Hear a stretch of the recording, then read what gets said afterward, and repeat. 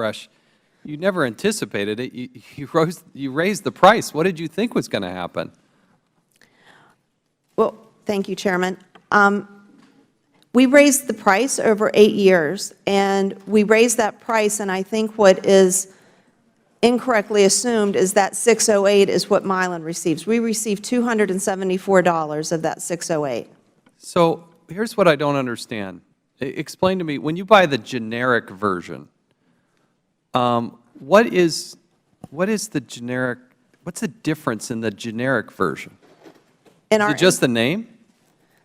It will be, it will be the same product with epinephrine auto-injector on it. It will be the same product. So suddenly it's $608. Now you're going to have a generic of the generic, and that's going to be $300?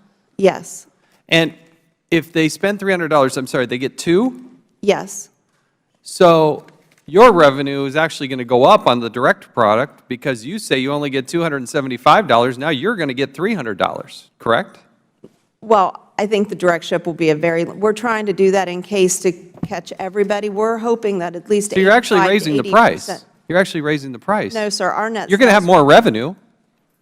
Our net sales will absolutely go down. Our net per pen will go down dramatically. How does your net per pen go down when you're collecting, as you say, I don't know that I believe you, but $274, and under the direct program, you're going to collect $300.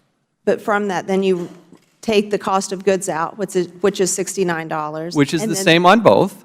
And then you take out the EpiPen direct-related costs. Wait a sec, Ms. Brush, come on, you're very bright here. If you're collecting $274 or $275 for two right now, and you're going to do the generic to save people money, you're going to charge $300, your revenue goes up. How does it go down? But that's not what we said. That will be the wholesale acquisition cost is $300. We've cut the wholesale acquisition cost in half from And the only thing you changed was the name. The only thing you changed the name. This is why we don't believe you, is that if the price goes from 608 to 300, your collection on that is actually higher, and you're telling me that your net profit is going to go down? Sir, what I'm saying is the wholesale acquisition cost, and I know I've provided this too if you want to put it up. The wholesale acquisition cost is what is going to 300. What we will actually receive, we're estimating at 200. We believe it'll be less than that, just as what we receive is the 274. You said you're going to sell it direct.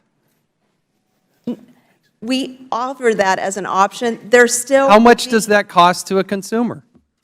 $300 is what you told us. We hope that everybody will get it through the channels of all of the programs. The patient reduces the cost for everybody across all the channels. Wait, the patient reduces the cost. Explain that to me. By introducing a generic, which truly is unprecedented. I mean, we cut the price in half. So well, it's unprecedented to raise the price $500 or 500%. So you're raising it to lower it, but your net revenue goes up. How can you claim that it goes down? What we receive is the 200, and we're estimating. You said you're selling it direct for 300. We said that the wholesale acquisition price would be 300. Okay, you've got to help clarify for this for us, because this does not make sense. And I don't know how you suddenly offer that generic. Let me go to Dr. Throckmorton for a second. What is the current FDA backlog overall, not just for the epinephrine, overall, what is the current backlog on the drug approvals at the FDA? Currently, there are around 2,300 abbreviated new drug applications that we're reviewing. That is not backlog. The backlog I believe you're referring to would be the products that were in the queue prior to 2012, prior to the passage of And what's that number?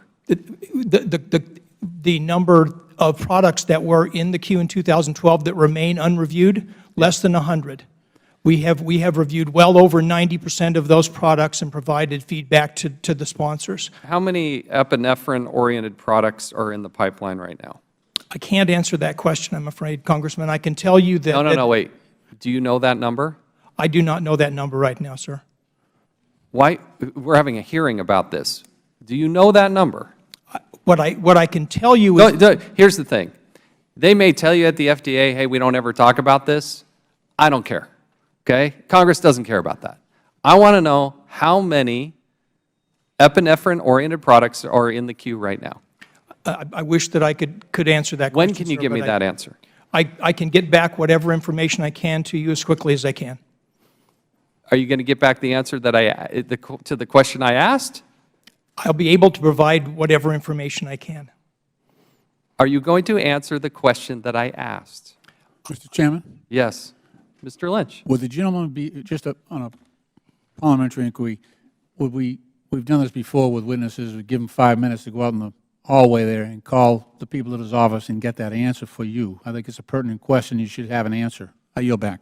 How hard is it to get this answer? Who knows that answer? It's simply a legal answer. I'm not allowed to. Simply a what? A legal answer. I'm not allowed to disclose commercial confidential information in this setting. And my understanding is Let me that talk about it with staff here as this hearing progresses. I don't want to slow it down for just that. But it is a question we want to understand the answer to, and I do think we should be able to get this. Last question, Ms. Bresch. This came up late in the process. It was a surprise to us, but can you explain or clarify from your own vantage point the role that your mother played in this process? I mean, we're reading these articles that seem sensational. I don't know what's true, what's not true. I'm giving you an open-ended opportunity to express your version of what is going on there. And I greatly appreciate that. The article is completely inaccurate. Mylan, when we acquired this product and realized the complete lack of awareness and access to the product, and the fact that public places, let's take schools, that if a child at a school or on a playground were to go in and have a severe allergic reaction, go into anaphylaxis, and if that child didn't have a prescription in their name at that school, the school couldn't use it. So there were deaths in schools happening because there may have been EpiPens or other epinephrine auto-injectors, but they weren't allowed to be used, and children, like I said, tragically died. We saw this as unacceptable. So there had only been a handful of states that had started to recognize that epinephrine auto-injectors could be in a public place in the school's name, not in the child's name. Therefore, the nurses and trained administrators could use it in the case of a tragic event. We then started helping, and I applaud the federal legislatures as well as state legislatures who quickly recognized these tragic events and that they could be largely preventable, and legislation began to get passed to allow schools to stock epinephrine.